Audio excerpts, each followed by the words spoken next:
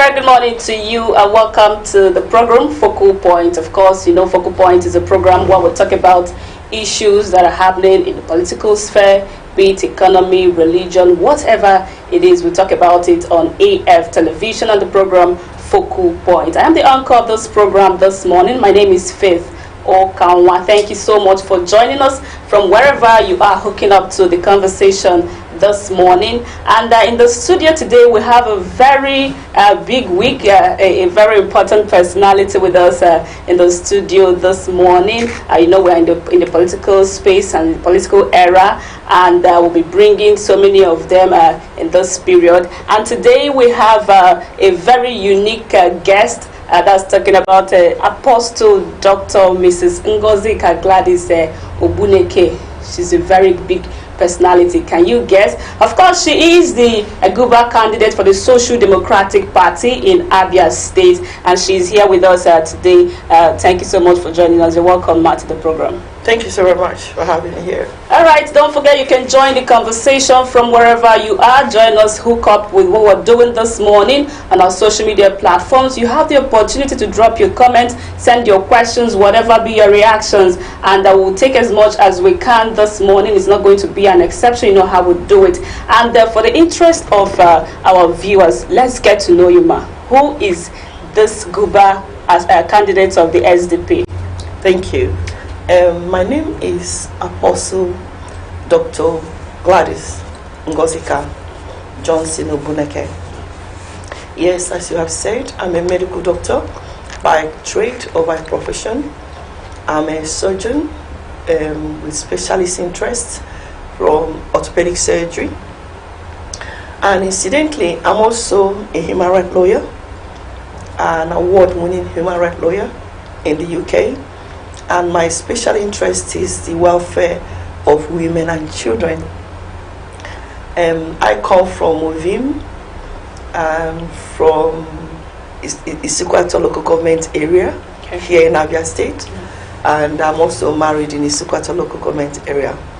And as you have said, yes, I'm the governorship candidate for the Social Democratic Party, SDP, in Abia State. Thank you. You're welcome to the program again. Of course, that is our guest this morning, Dr. Mrs. Ngozika Gladys Ogbuleke, SDP Guba candidate for the election, Abia State Governorship election coming 2023. Of course, it's fast approaching. Okay, let's move ahead with the conversation. You emerged the SDP flag bearer for the 2023 Guba election unopposed, right? Yes. That is, we had the gubernatorial primaries on over the weekend, and yes, like you have said, I came up unopposed as the flag bearer of the Social Democratic Party in Abia State. If you pardon me, my last name is Johnson Ogbuleke, not just Ogbuleke, please. Okay. Yeah, thank Johnson you. Ogbuleke. Johnson Ogbuleke. Okay, that is noted. Thank you. How does it feel like being a SDP candidate, and of course the first female Guba candidate in Abia State? Of course, we had other aspirants in some other parties, but none has come out to be the candidate for the party. You are the first. How does it feel? I'm encouraged truly by the overwhelming support of the members of the Social Democratic Party. They gave me their total support, and that is kind of like the measure of the responsibility as well that is now upon me. And with that level of support and responsibility, I'm further encouraged by my aspiration to even dare to be the governor of Abia State. Therefore, it's kind of triggered me off more. So it feels good, but it's also with a good measure of responsibility to know not to take this lightly, because the desires of the people of Abia State rest a lot on what comes up in 2023. And if I'm speaking through this platform of the Social Democratic Party, I want Abia State people to know that it is no longer business as usual. It is no longer voting in the way that you used to vote before, voting because of party. No, I'll encourage everyone to look at the track records of every governorship candidate. What have they done in their past? How have they served in their local communities?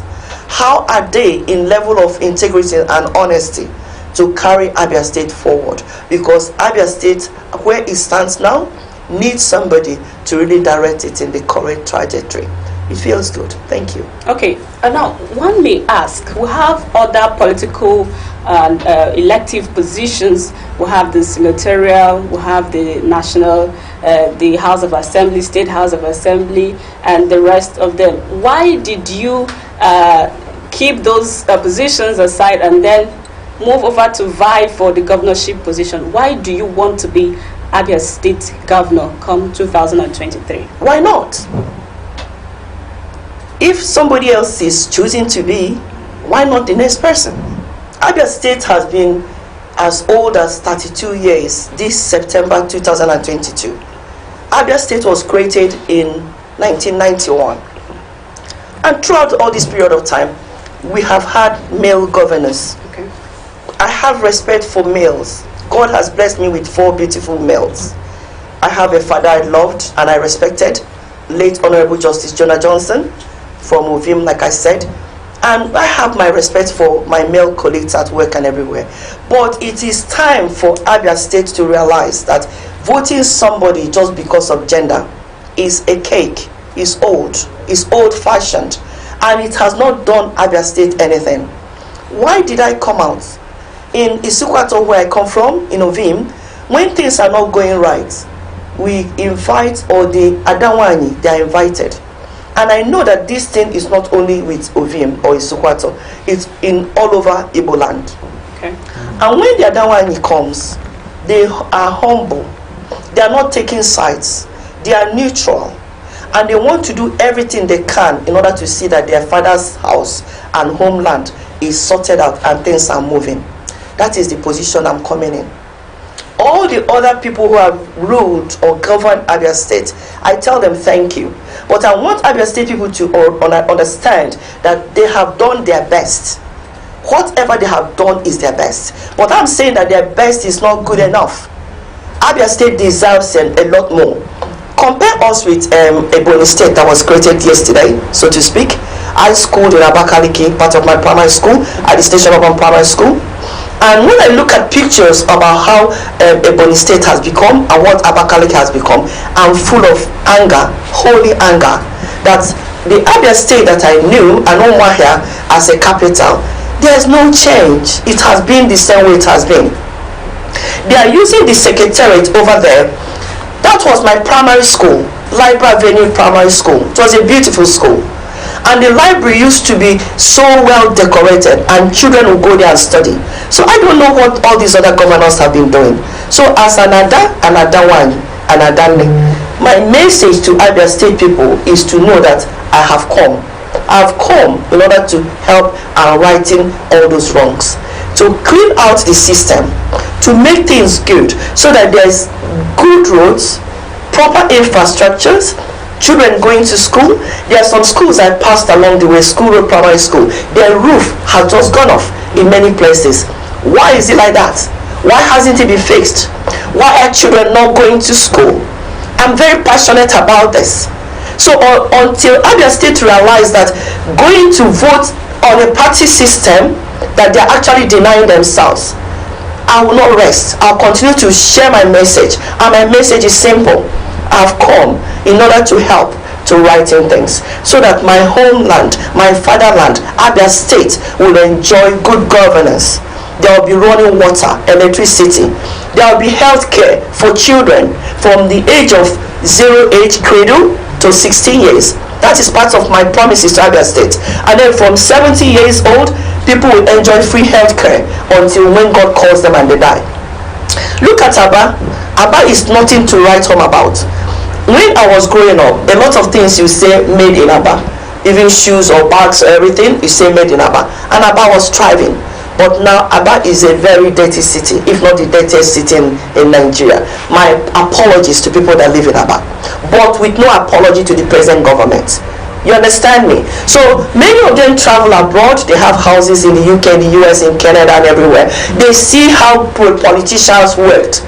And what they are going there to enjoy are the works of other politicians. Then what are they doing in Abia State? What are they telling Abia State people? So my message to Abia State is enough is enough. The time to make a change in the system of voting has come. And yes, I know all those men are hearing me with their money bags, but I don't really care. I'll continue to give my message, and I believe that God will cause Abia State to listen and to hear me. I'm the Deborah in the community, because some people can say, how can a woman come and be a governor? Let them look at the Bible. We all say we are Christians. Judges chapter 5, Deborah was written as Deborah, the wife of Lapidot. They recognized her husband, and she was the ruler of Israel for 40 years. She even went to battle with Israelites and won battles. They can go and tell their pastors to teach them that if they've not read it. Look at the story of Esther.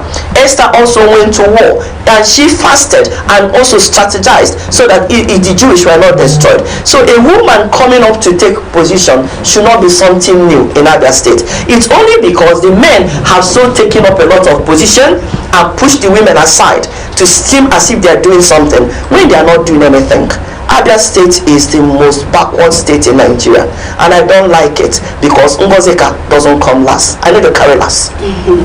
All right, you made mention of bad roads and poor educational facilities, and the other ones, including Aba, yes, being the debt. It seems this is it has become a mantra, because over the years it has been part of the promises that our leaders have campaigned with. Will give you good quality road, will give you water, will provide you with so many things, and you are still mentioning some of these promises that we have been hearing over and over again.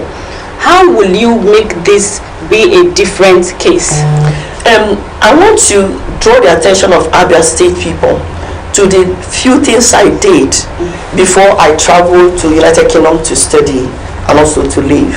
I was the Chief Medical Officer of the Better Life for Rural Women program under His Excellency's government, Ogbuleke, the first civilian governor of Abia State, and working with the wife, Dr. Chinye Ogbuleke.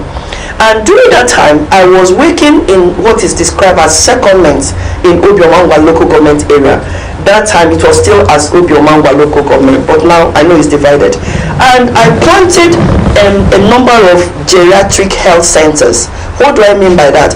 There were 50 bedded hospitals or health centers in Omuabara, in Osisioma, and in other areas in the community.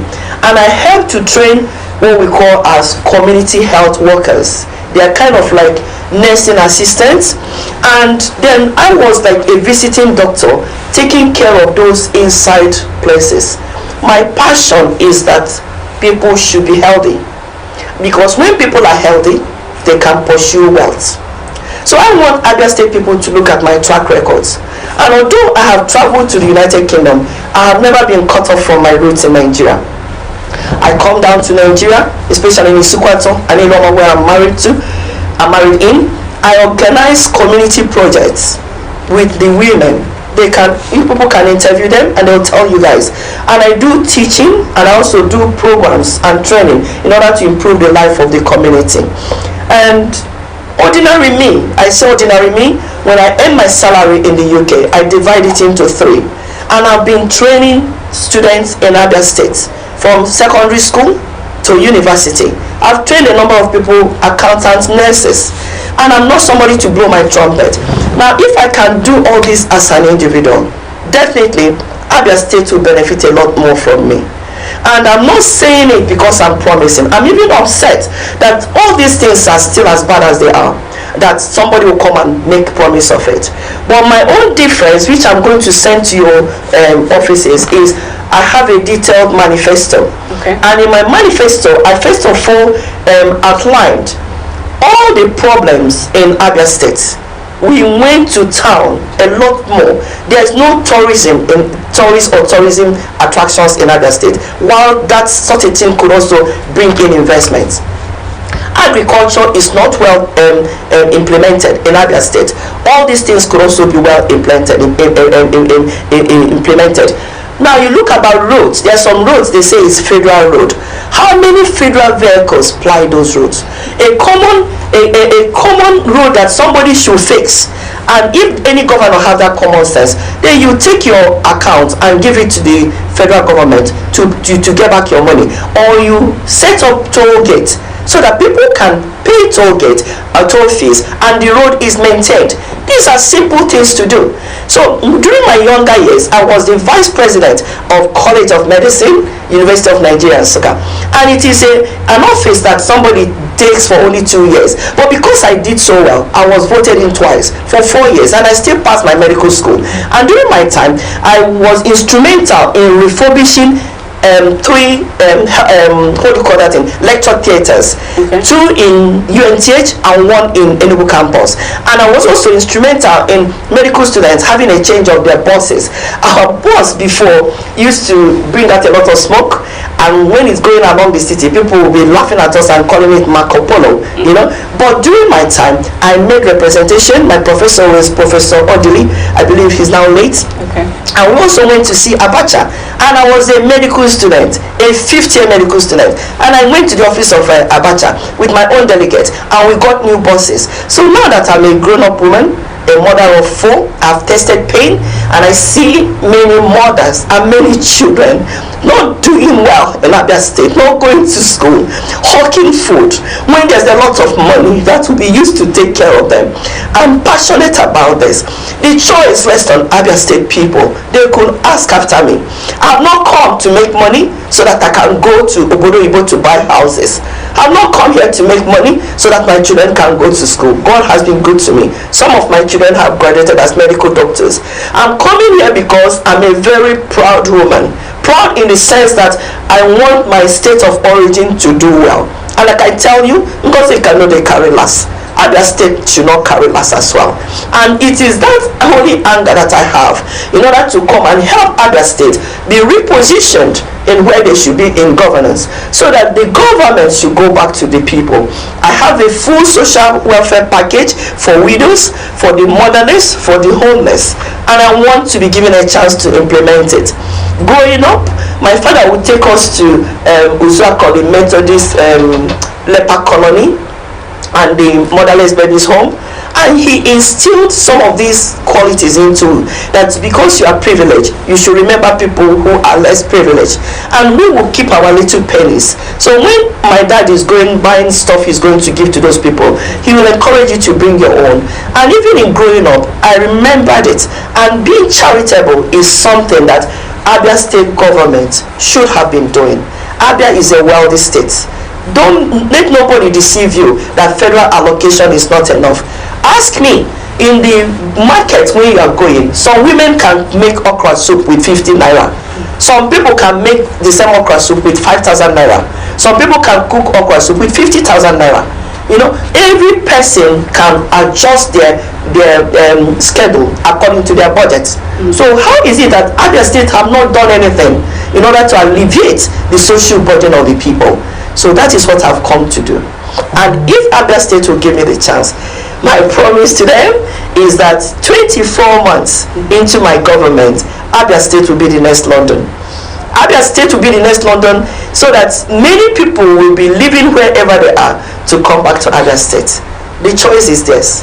Alright, the program is still Focal Point on AF Television, and the conversation is on with the Social Democratic Party Guba candidate for the Abia State Governorship election that is fast approaching. 2023 is almost here. Don't forget, you can join the conversation, drop your comments, whatever be your reaction, you can drop it on our platforms. If you have a question as well, you can ask, and our guest in the studio will do justice to your question. Alright, now moving ahead, you are the only female candidate for 2023 Guba in the state for now, and from other parties that have concluded their primaries, all of them are men, and some of these persons have been in the game for years.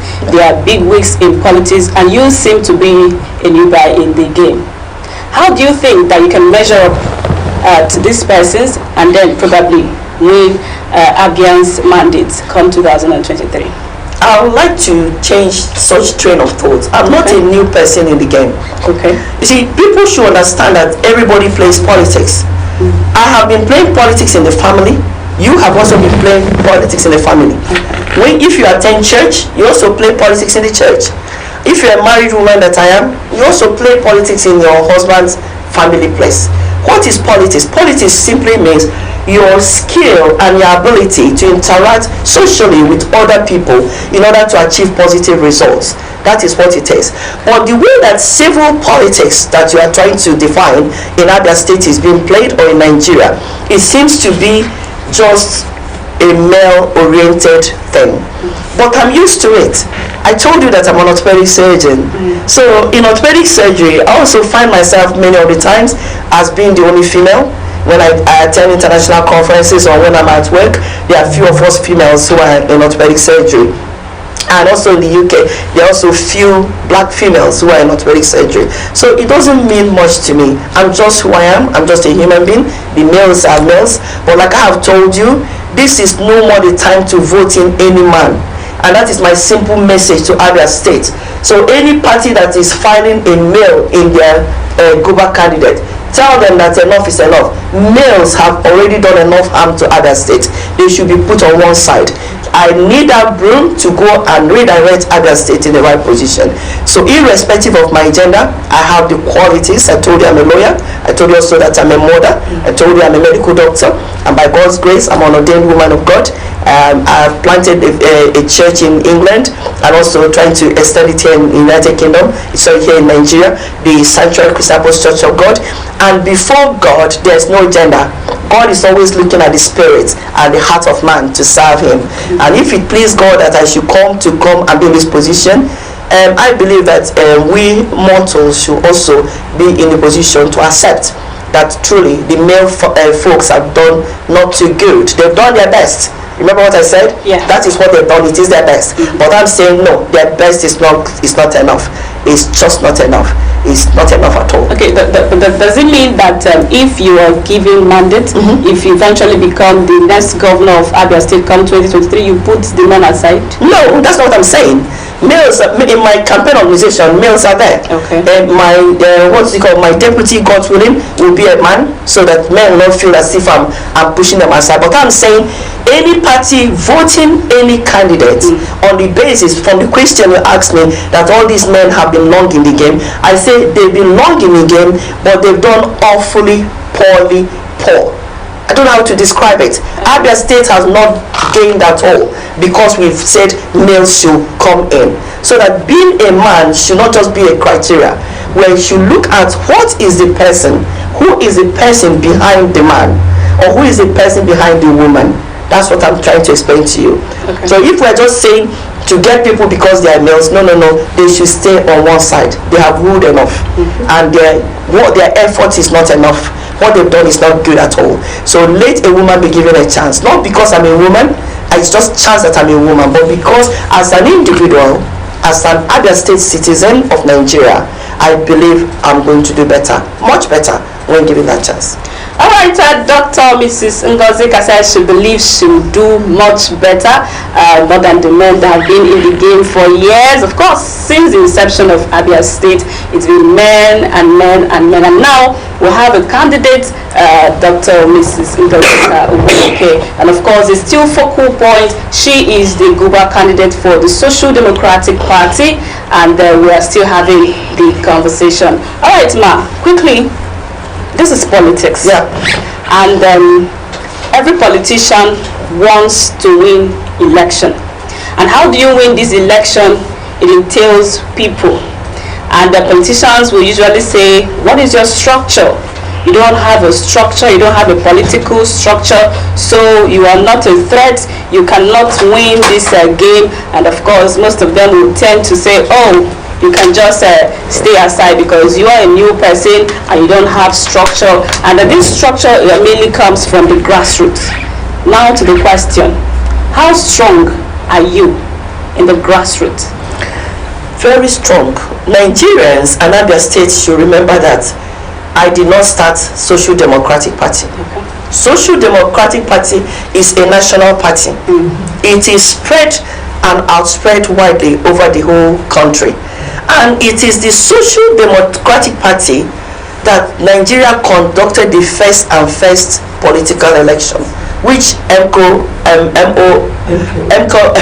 Abiola happened to have won, and we all know what happened about June 12th. But it was the Social Democratic Party. That SDP had gone quiet does not mean it doesn't have structures. SDP is a powerful political party, and for me to express my intention in running, I really went through the history of most of these other parties. And in all honesty, there's not much difference between PDP and APC.